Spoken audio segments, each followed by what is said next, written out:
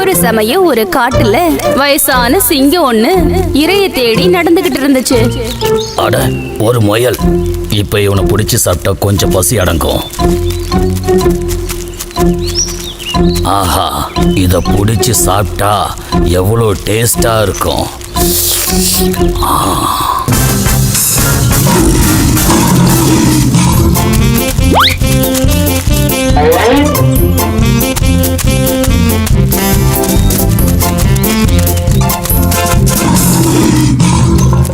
அவ தப்பிச்சு ஓடிட்டானே. நான் ஓடி ஓடி சோர்ந்து போயிட்டேன். அம்மா, இந்த பசி மயக்கத்துல நிக்க கூட முடியல. இப்ப என்னதான் பண்றது? அப்போ கொஞ்ச தூரத்துல மரத்துக்கு அடியில இருந்த பழம் சாப்பிடுற ஒரு அணில சிங்கம் பார்த்துச்சு. ஒன்னு மிஸ் ஆனா ரெண்டு கிடைக்கும்னு சொல்லுவாங்க. முயல் போனா என்ன, அணில் கிடைச்சிருக்கல, சாப்பிடலாம்.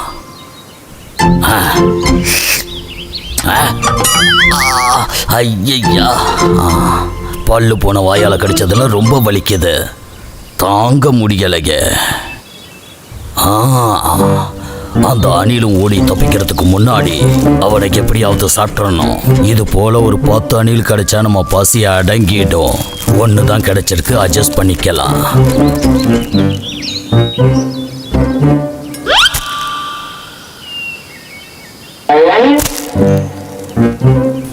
இது யானை பசிக்கு கிடைச்ச சோளப்பொரி மாதிரி.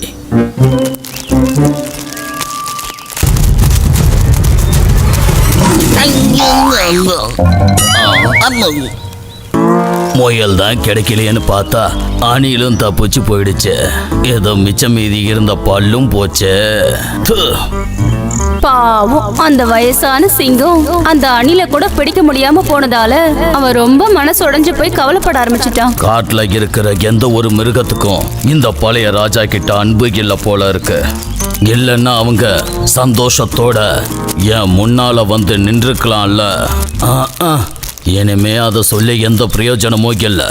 அப்படி ரொம்ப வருத்தத்தோட நடந்து போகும்போது காலியா கிடக்கிற ஒரு குகை சிங்கத்தோட கண்ணில் பட்டது. இந்த குகைக்குள்ள கொஞ்ச நேரம் போய் நம்ம ஓய்வு எடுக்கலாம்.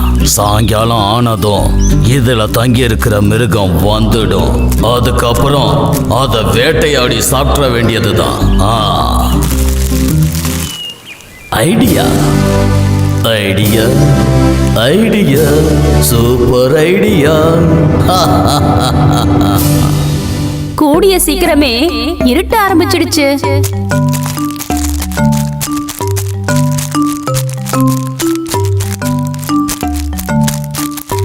அப்புறம் நரியார, நம்ம நாளைக்கு சந்திக்கலாம். அப்படின்னா சரி, நான் நாளைக்கு காலையிலேயே உன்னை சந்திக்க வந்துடுறேன். ஏ நண்பா, கொஞ்சம் நில்ல. என்னாச்சு? என்ன விஷயம்? இத பாத்தியா நீ? இந்த கால் தடத்தை பார்த்தா ஏதோ ஒரு விலங்கு உள்ள போயிருக்குன்னு நினைக்கிறேன். ஆமா, உன்னோட இந்த குகைக்குள்ள வேற எவனோ ஒருத்தன் பிரவேசிச்சிருக்கான்னு நினைக்கிறேன். அது யாருன்னு ஒரு கை பார்த்துடலாமா? ஆனா யாரா இருக்குன்னு தெரியலையே. ஆனா யாருன்னு தெரியாம உள்ள போய் பெரிய விலங்கா இருந்து நீ மாட்டிக்கிட்டீங்கன்னா அது ஆபத்தாயிடுமேப்பா. ஐயோ, இப்ப அதை எப்படி வெளியில துரத்துறது?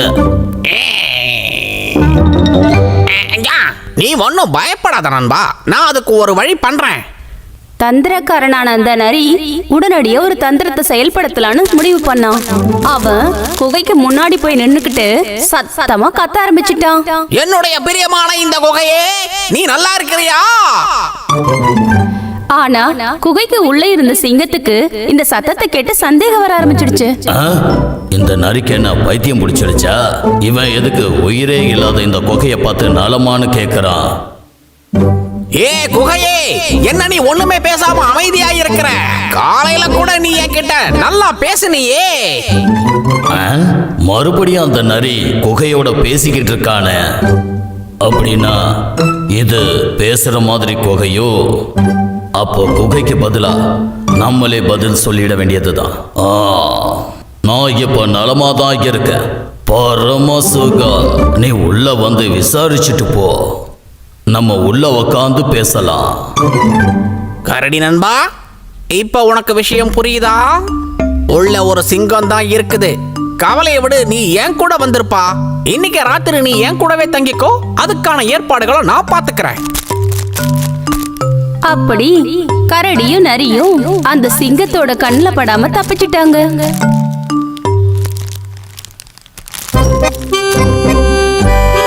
அந்த சிங்கத்துக்கு எதுவும் சாப்பிட கிடைக்கவே இல்லை.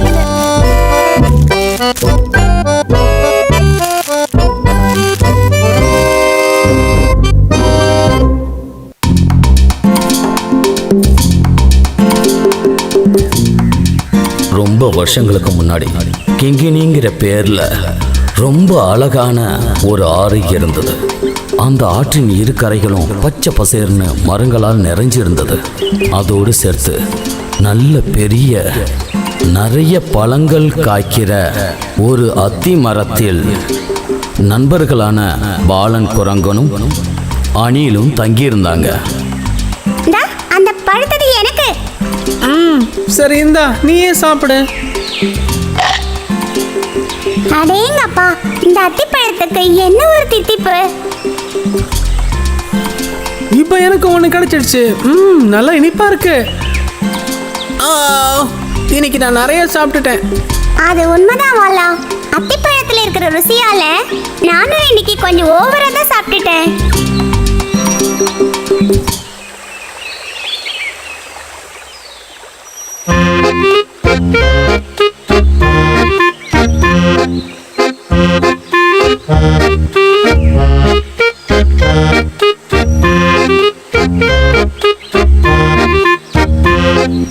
எனக்கும் அத்திப்பழம் தரீங்களா? ரொம்ப பசியா இருக்கு. முதல்ல பழங்கள் சாப்பிடுமா என்ன? பசிச்சதுன்னா நான் எதையும் சாப்பிடுவேன்.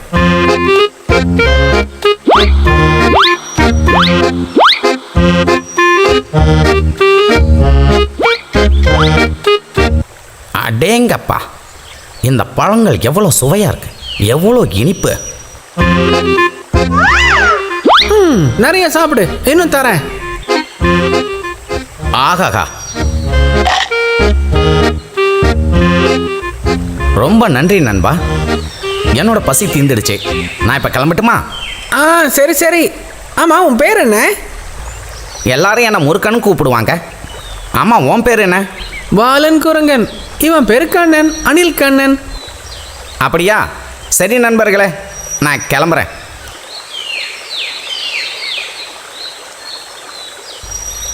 முருக்கனா? பேரை கேட்டாலே தெரியுது. இவனை மாதிரி ஆளுங்களெல்லாம் நண்பன் சேர்த்துக்கவே முடியாது. அப்படின்னு யார் சொன்னா? பாவம் அந்த முதல்ல. பாவமா?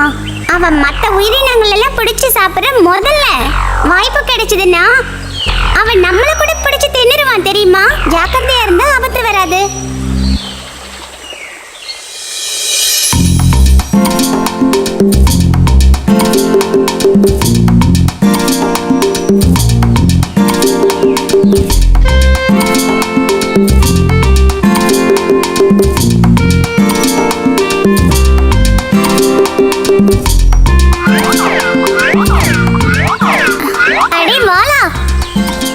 கிங்கினியாருக்கு பக்கத்துல இருக்கிற வாழை மரத்துல நல்ல வாழைப்பழம் காய்ச்சி தொங்கிட்டு இருக்கு.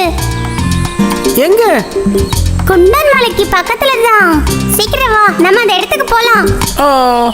நான் வரலப்பா, நீ வேணா போய் சாப்பிடு. நான் உன்னை கையோடு கூட்டிட்டு போகதா ஓடோடி வந்தேன். இல்ல, நீ வேணா போ. நான் என்னோட ஒரு நண்பனுக்காக எதிர்பார்த்து காத்துக்கிட்டு இருக்கேன். ஓ, யாரு? அந்த முருகன் முதலே தானே சொல்ற? ஆமா, அதனால என்ன? புதுசா நண்பன் கிடைச்சது. நீ இந்த பழைய நண்பனை மறந்துட்டல்ல? அப்படிதானே வாலா? அப்படிலாம் ஒண்ணும் இல்ல. சரி சரி, நான் போறேன்பா. கிங்கினி ஆற்றில் மறுகரையில் இருக்கிற பாறைகள் நிறைந்த பகுதியில்தான் முருக்கன் முதலை தங்கிக் கொண்டு இருந்தது. இந்த பழத்தின் ருசியை அறிந்த அந்த முதலை தினந்தோறும் அத்திப்பழம் சாப்பிடுவதற்காக ஆற்றில் நீந்தி மறுகரைக்கு வந்தது. இந்த முதல்ல அப்படி எங்கதான் போயிருக்கோம்? நான் எவ்வளவு நேரமா இங்க காத்துக்கிட்டு இருக்கேன்.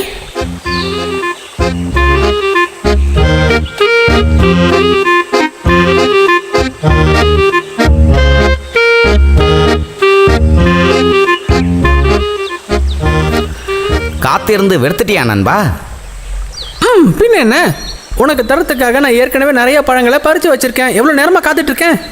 என்னை மன்னித்து விடு நண்பா, நான் தான் இப்போ வந்துட்டேனே.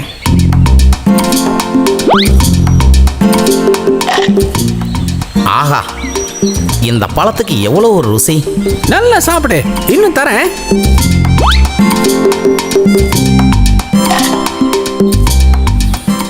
என்ன ஒரு சுவை இது. ஆஹா, இன்னைக்கு எனக்கு இதே மாதிரி நிறைய அத்திப்பழங்கள் சாப்பிட தருவியா? ஏன் அப்படி கேட்குற? வீட்டில் உட்காந்து தனியாக சாப்பிட போறியா? இல்லை நண்பா, என்னோட மனைவி நீலிக்காகத்தான் கேட்டேன். ஓஹோ, அவ்வளவுதானே? கொஞ்சம் எதுக்கு, நிறையாவே அத்திப்பழம் கொடுக்குறேன். வா வா. ரொம்ப நன்றி நண்பா. அந்த பாலன் குரங்கு தனது நண்பனுக்காக 2 அத்திக்குலைகளை நண்பனுக்கு தந்தது.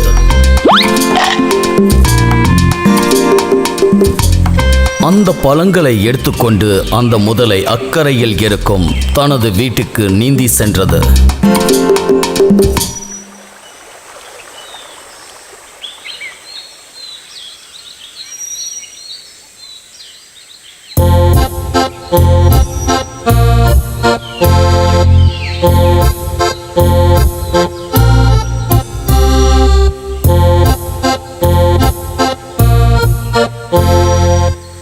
நீலி, இதை பார்த்தியா? உனக்காக நான் என்ன கொண்டு வந்திருக்கேன் பாரு. நல்ல சுவையான அத்திப்பழம், சாப்பிட்டு பாரு. இந்த பழம் ரொம்ப ருசியா இருக்கு. ஆமாமா, என்னோட நண்பன் தான் கொடுத்தான். பாலன் குரங்கன். அவன் எப்பவும் இந்த அத்திப்பழத்தை தான் சாப்பிட்டுக்கிட்டு இருப்பான். இந்த பழத்துல உண்மையிலே என்ன ஒரு ருசி! அப்ப தினம் தினம் இந்த பழத்தை சாப்பிட்டுட்டு இருக்க அந்த குரங்கோட இதயத்துக்கு என்ன ருசியா இருக்கும்! நல்ல தேன் மாதிரி இனிப்பா இருக்கும். நீலி, அவன் என் நண்பன்மா. அதனால தான் இந்த அத்திப்பழத்தை உனக்காக தந்தான். அதெல்லாம் சரிதான், ஆனா எனக்கு அந்த குரங்கோட இதயம் வேணும். இல்லை, நான் எப்படி அதை... உனக்கு மனைவியா இருக்கிற நான் முக்கியமா இல்ல அந்த குரங்கு முக்கியமா? தர்ம சங்கடத்தில் இருந்த முருக்கன் முதலை திரும்பவும் அத்தி மரத்தில் இருக்கும் தனது நண்பனை காண மெதுவாக சென்றது. நண்பனை வீட்டுக்கு கூப்பிடுறதுக்கு ஏதாவது ஒரு தந்திர திட்டம் போட்டே ஆகணும்.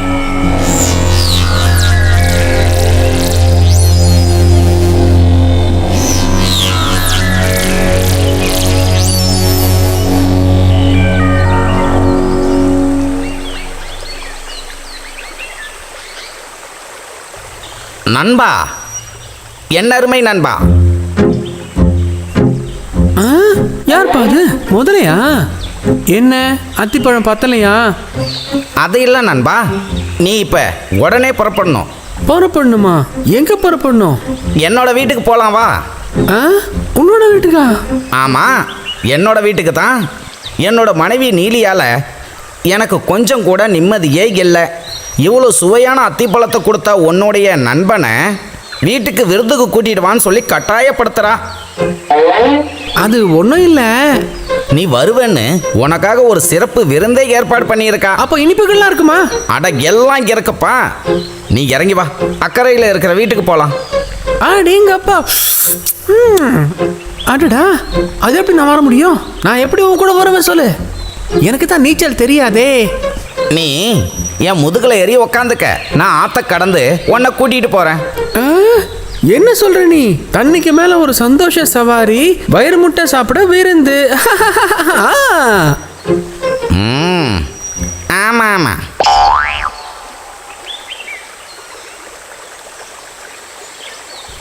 அவ்வாறாக பாலன் குரங்கனை தன் முதுகில் ஏற்றிக்கொண்டு ஆற்றில் நீந்தியவாறு அக்கறையில் இருக்கும் தன் வீட்டிற்கு சென்று கொண்டிருந்தது. ஆற்றின் நடுப்பகுதியை அடைந்த பிறகு அந்த முருக்கன் முதலை நடந்த விஷயத்தை விவரித்தது. ஏ முட்டாள் குரங்கு, இன்னைக்கு உனக்கு விருந்து இல்லை கண்ணா, உன்னை தான் நாங்கள் விருந்தா சாப்பிட போகிறோம்.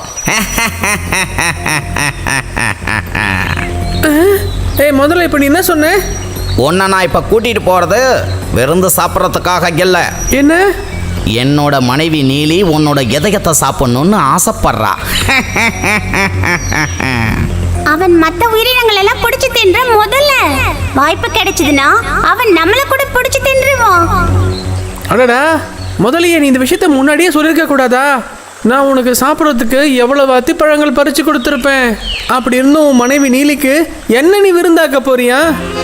தன்னுடைய தந்திர பேச்சு பலனளித்தது என்று அந்த குரங்குக்கு தெரிந்தது. என்னோட இதயத்தை உன் மனைவிக்கு சாப்பிட கொடுக்கறதுல எனக்கு எந்த ஆட்சேபனையும் இல்லை. ஆனா என்ன ஆனான்னு இழுக்கிற?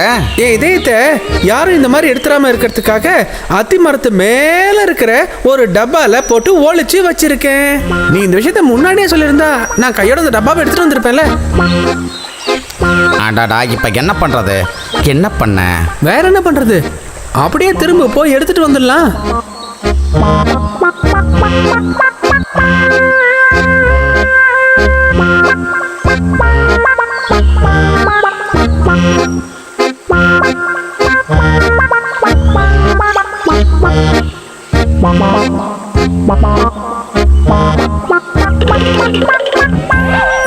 ஏடா முட்டாளே, மூளை ஆதவனே, நீ என்னோட நண்பன் இல்லடா, நீ என்னுடைய எதிரி. உனக்கு என்னுடைய இதயம் வேணுமா? ஏ குரங்கு, சீக்கிரம் போய் உன்னோட இதயத்தை எடுத்துட்டு வா. ஆண்டவன் உனக்கு மூளையை வைக்க மறந்துட்டானோ? இதயம் இல்லாம எப்படி ஒரு ஜீவனால வாழ முடியும்? அதை கழட்டி எங்கேயாவது டப்பால வைக்க முடியுமா? அறிவுன்றது சுத்தமா இல்லைல்ல. ஆகா, அட நண்பா, நீ ஏய் மரியாதை, நீ வாய முடிக்கோ. இனிமே நீ இந்த பக்கம் கூட வரவே கூடாது. உனக்கு அத்திப்பழமும் கிடையாது, உன்ன மாதிரி ஒரு துரோகிய நண்பனும் இல்ல. கண்ணை பாரு, கோலி குண்டு மாதிரி போ. அதன் பிறகு எப்பவும் அந்த துரோகி முதலை கிங்கினி ஆற்றில் நீந்தி இக்கரைக்கு வந்ததில்லை. நல்ல நண்பர்களாக இருந்த வால் குரங்கனும் அணிலும் மிகுந்த சந்தோஷத்துடன் அம்மரத்தில் வாழ்ந்து கொண்டே இருந்தனர். முன்னொரு காலத்தில் ஓர் இடத்தில் வீரசூர பராக்கிரமம் உள்ள ஒரு பூனை இருந்தது. அங்கு இருந்த எலிகளை வேட்டையாடிதான் அந்த பூனை வாழ்ந்து கொண்டு இருந்தது.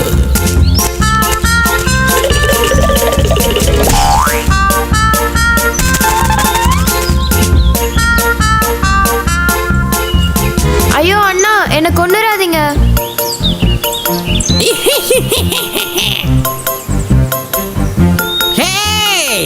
இல்ல இல்ல இல்ல, நான் உன்னை கொல்ல போறது இல்ல. உன்னை நான் உயிரோட அப்படியே முழுங்க போறேன்.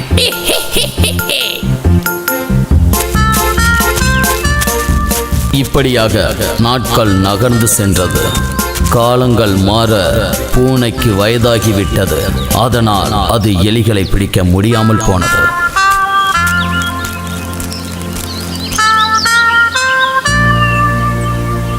இப்படியே போச்சுன்னா நான் பட்னி கிடந்தே அவுட் ஆயிடுவோம் போல இருக்கே.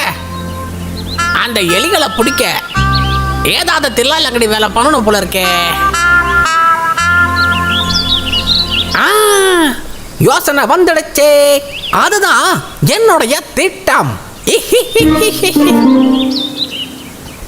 இவராக அந்த பூனை ஒரு சன்னியாசி போன்று வேடமணிந்து எலி வலையின் பக்கம் இருக்கிற பாறை மீது அமர்ந்து தியானம் செய்வது போல் நடித்தது.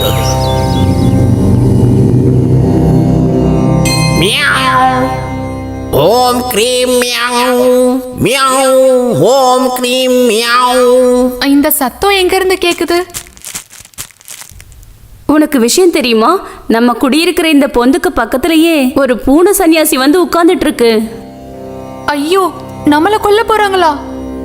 அது அந்த பாறை மேல ஏறி கண்ணை மூடிக்கிட்டு உட்கார்ந்துட்டு இருக்கு. எதையோ உளறிக்கிட்டே இருக்கு. அப்படின்னா நம்ம அந்த பூனை சன்னியாசிய ரொம்ப கவனமா கண்காணிச்சுக்கிட்டே இருக்கணும். அப்படியாக எலிகள் அனைத்தும் சேர்ந்து அந்த பூனை சன்னியாசியை காண அனைத்தும் வலையை விட்டு வெளியே வந்தது.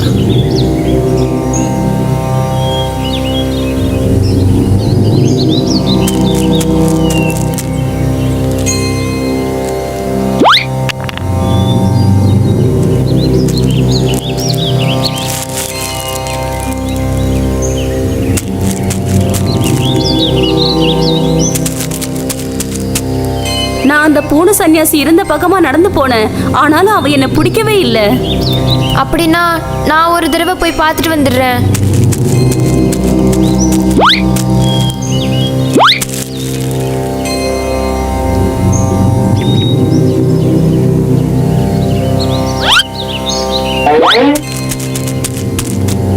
அவன் சொன்னது சரிதான். நான் அது கிட்ட போய் தட்டி பார்த்தேன். நானும் அதை கவனிச்சேன். பூனை சன்னியாசி இனி நம்மள அது அட்டாக் பண்ணாது.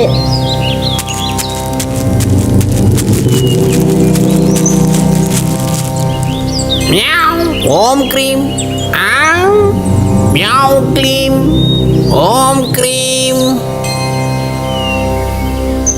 எலி குழந்தைகளே, எல்லாரும் நல்லா கேட்டுக்கோங்க. நான் இனிமே உங்க யாரையும் பிடிச்சு தின்ன போறது இல்ல. உங்க எல்லாரையும் எல்லா விதமான ஆபத்துல இருந்தும் காப்பாத்துறதுக்கு தான் நான் இங்க இப்போ வந்திருக்கிறேன். நான் ஏராளமான எலிகளை கொன்று சாப்பிட்டு இருக்கிறேன். நான் செஞ்ச அந்த பாவத்தின் காரணமா தான் இப்போ முழு சன்னியாசியா மாறி இருக்கிறேன். இந்த காடு இருக்கிற இடத்துல அமைதியை கொண்டு வர்றது தான் என்னுடைய லட்சியம். எல்லா எலி குழந்தைகளும் வந்து என்கிட்ட ஆசீர்வாதம் வாங்கிக்கிட்டு போங்க. மியாவ் க்ரீம் ஓம் க்ளீம் மியாவ் நமக. இப்படியாக எல்லா எலிகளும் பூனை சந்நியாசியிடம் ஆசீர்வாதம் வாங்கி கொண்டிருந்தது.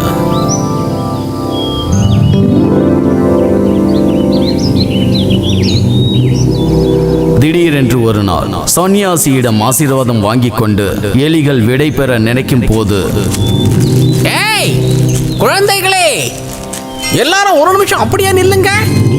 என்ன விஷயம் சுவாமி? உங்களுக்கு ஒரு ஆபத்து ஏற்பட போகுது. ஐயோ, என்ன ஆபத்து அது சாமி? அங்க கிழக்கு பக்கத்துல இருக்கிற மலைப்பகுதியிலிருந்து உங்களை தேடி ஒரு எதிரி வந்துகிட்டே இருக்கிறான். நான் அதை ஞானக்கண்ணில் பார்த்தேன். சாமி, நாங்க இனி என்னதான் பண்றது? ஏய் பயப்பட வேண்டாம். நாம ஆபத்து இல்லாம இருக்கிறதுக்கு ஒரு பூனை நடத்திடலாம். என்ன பூனையா? அது இல்ல பூஜை பூஜை.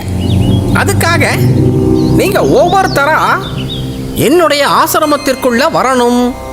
முக்கியமான விஷயம், நீங்க யாருக்கும் பயப்படாம இந்த காட்டுக்குள்ள சந்தோஷமா தெரியலாம். நான் சொல்றது உங்களுக்கு புரியுதா? சுவாமி, நிஜமாவே உங்களுக்கு ரொம்ப பெரிய மனசு சுவாமி. நாங்க ஒவ்வொருத்தரா உங்க ஆசிரமத்துக்கு வந்து சேர்ந்துடுறோம். அப்படி ஒவ்வொரு நாளும் சத்ரு சம்ஹார பூஜைக்காக ஒவ்வொரு எலிகளும் பூனை சந்நியாசின் ஆசிரமத்திற்கு வந்து கொண்டிருந்தார்கள். வா மகனே, உள்ளே வா, பயப்படாமல் வா. பிறகு பூனை சந்நியாசியின் ஆசிரமத்திற்கு சென்ற எலிகள் திரும்பி வரவே இல்லை. திரும்ப வராததினால் சில எலிகளுக்கு சந்தேகம் ஏற்பட்டது. பூஜைக்கு போன நண்பர்கள் யாரையுமே அந்த முனிவர் ஏன் திரும்பி அனுப்பாம இருக்காரு? ஒருவேளை இந்த பூஜைகள்லாம் முடிஞ்சிருக்காதோ? நாம அந்த சுவாமிஜியோட ஆசிரமம் வரைக்கும் போயிட்டு வரலாமா? அதனால் எலிகளின் கூட்டத்தில் சில பேர் பூனை சந்நியாசியை காண முடிவு செய்தார்கள். மியாவ் க்ரீம் ஓம் க்ளீம் மியாவ் மியாவ் மியாவ் மியாவ் ஓம் க்ரீம் மியாவ். சுவாமிஜி, உங்ககிட்ட பூஜைக்கு வந்தவங்க யாரும் திரும்ப எங்க கிட்ட வரவே இல்லை. ஆசிரமத்துக்கு வந்தவங்க எல்லாரும் ஆழ்ந்த பூஜையில இப்போ ஈடுபட்டு இருக்கிறாங்க. அவங்க எல்லாரும் கூடிய சீக்கிரம் வந்துடுவாங்க. உங்களுக்கு பயமே வேண்டாம்.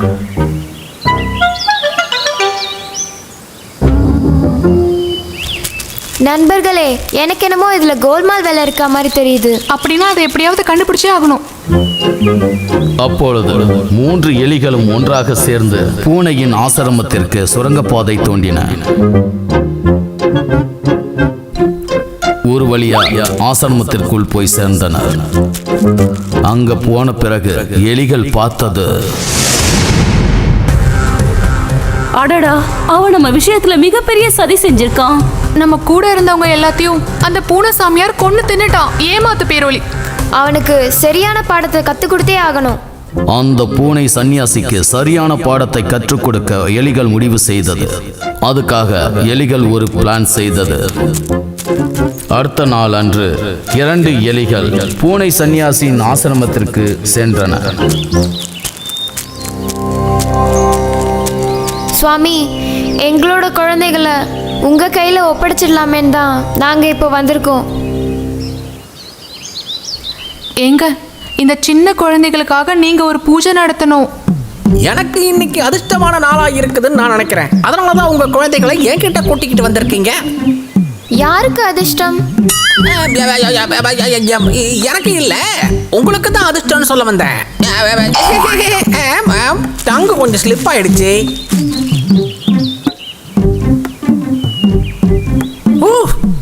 பெரிய சத்துரு தோஷமா இருக்குதே. நான் போய் அந்த தோஷத்துக்கு ஒரு முடிவு கட்டிட்டு வந்துடுறேன்.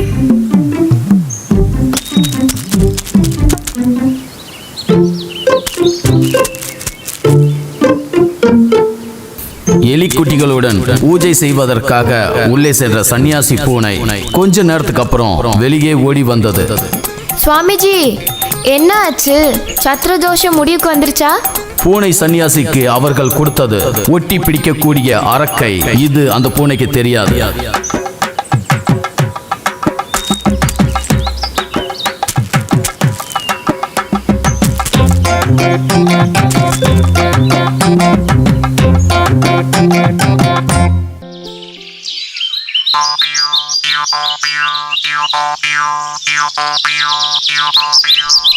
எங்க பார்த்தாலும் பழங்கள், நிறைய பழங்கள்.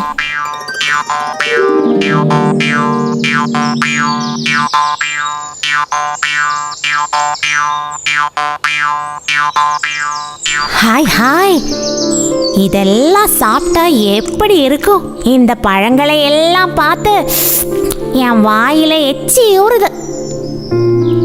அணில் குட்டி, நீ ரொம்ப அதிர்ஷ்டக்காரன். எவ்வளோ நல்ல பழம்லாம் சாப்பிட்ற. நல்ல ருசியா இருக்கும்ல. ஹாய், ஹேய் அணில் குட்டி, கொஞ்சம் பழங்களை பறிச்சு எனக்கு கீழே போடுறியா? இந்த பழங்கள் ஒண்ணுமே முயலுங்க சாப்பிடக்கூடாது. அதுதான் காட்டுல சட்டம்.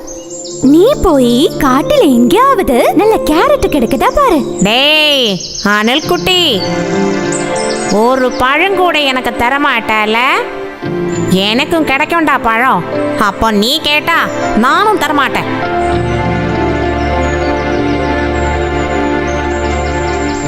எப்படியாவது இந்த பழங்களை சாப்பிடணும், ருசியாவது பார்த்துடணும்.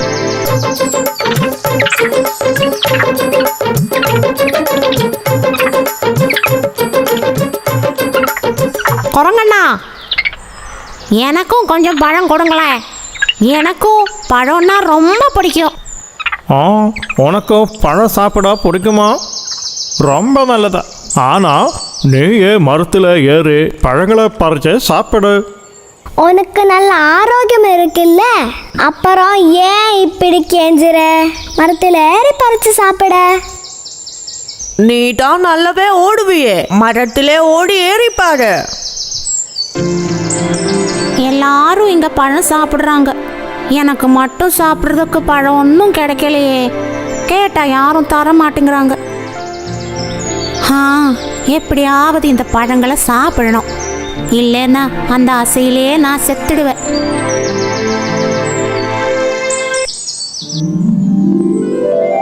அவ சொன்ன மாதிரி மரத்துல ஏறி பார்க்கலாமா?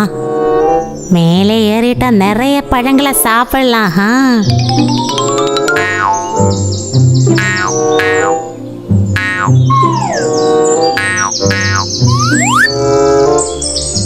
ஆய், அதை பாரு, அதை பாரு. ஏய் முயலை பாரு. மரத்தில் ஏறுறது யாரு? யாரு யாரு யாரு? அது நம்ம முயலண்ணா தானே. மரத்துல ஏறுனா முயல் மாமா கீழே விழுந்தாரு. எப்படி விழுந்தாரு? தொப்புன்னு விழுந்தாரு.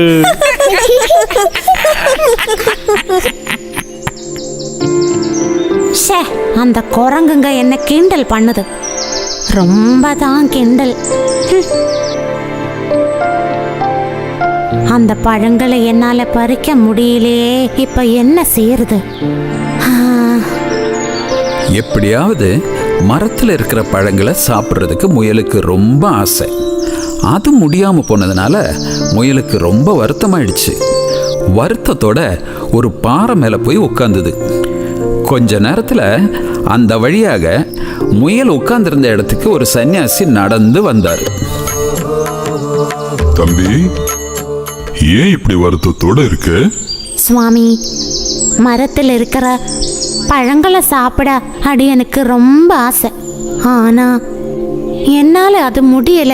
ஓ, இதுதானே உன் வருத்தம்? உன்னோட ஆசையை நிறைவேற்ற நான் ஒரு மந்திரம் சொல்லித்தரேன். அத 3 தடவை சொன்னாலே போதும். எந்த மரத்துல இருக்கிற பழமும் கீழே விழும். சுவாமி, என்ன அந்த மந்திரம்? டக்கரு டக்கா, டக்கரு டக்கா, டக்கரு டக்கா கீழே விழு. இப்படி 3 வாட்டி சொல்லணும். நீ இது அந்த மரத்துக்கு கீழே நின்னுதான் சொல்லணும். உங்ககிட்ட எப்படி நன்றி சொல்றதுன்னே எனக்கு தெரியல. மங்களம் பவந்து. டக்கர டக்கா, டக்கர டக்கா, டக்கர டக்கா கீழே விழு. டக்கர டக்கா, டக்கர டக்கா, டக்கர டக்கா கீழே விழு.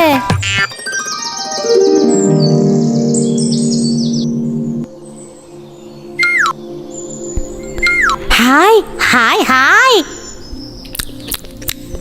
ஹா, என்ன ருசி இது! அமக்களம். இவ்வளோ ருசியான பழங்களை சாப்பிட நான் கொடுத்து வச்சிருக்கணும் கடவுளே. ரொம்ப அதிர்ஷ்டம். இனிமே அந்த மரத்தோட பழங்களை சாப்பிடலாம். டக்கர டக்கா, டக்கர டக்கா, டக்கர டக்கா கீழே விழு. டக்கர டக்கா, டக்கர டக்கா, டக்கர டக்கா கீழே விழு. டக்கர டக்கா, டக்கர டக்கா, டக்கர டக்கா கீழே விழு.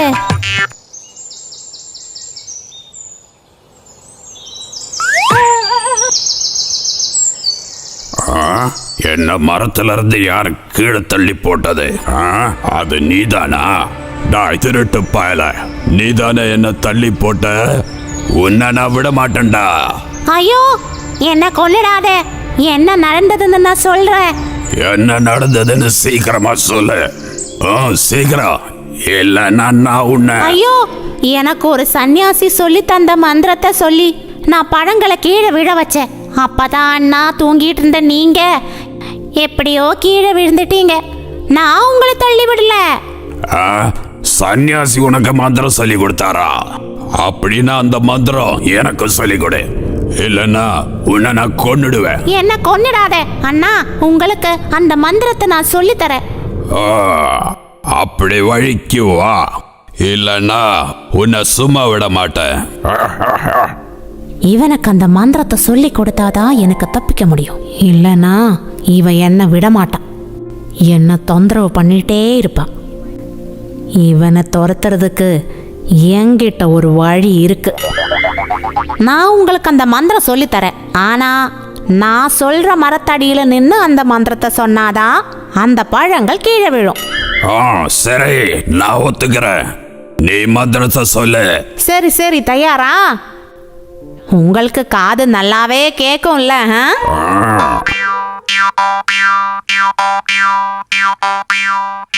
டக்கர டக்கா, டக்கர டக்கா, டக்கர டக்கா கீழே விழு. அதோ அங்க அந்த மரத்து கீழே நின்று நீங்க மந்திரம் சொல்லுங்க. பழங்கள் எல்லாம் கீழே விழும். நான் மந்திரம் சொல்லும் போது இவன் என் கூட இருந்தா எனக்கு கிடைக்கிற பழம் எல்லாம் இவன் சாப்பிடுவான். அது நடக்க கூடாது. சரி, நான் அந்த மரத்தடிக்கு போறேன். நீங்க நின்னா போதும். நீங்க நிக்கிறது தான் எனக்கு தைரியம். டக்கர டக்கா, டக்கர டக்கா, டக்கர டக்கா கீழே விழு. டக்கரு டக்கா, டக்கரு டக்கா, டக்கரு டக்கா கீழே விழு. டக்கரு டக்கா, டக்கரு டக்கா, டக்கரு டக்கா கீழே விழு. ஐயோ ஐயோ, என்ன வலி இது? இந்த மரத்துல எல்லாம் குத்துற பழங்களா, காப்பாத்துங்க. ஐயோ ஐயோ ஐயோ, காப்பாத்துங்க. ஐயோ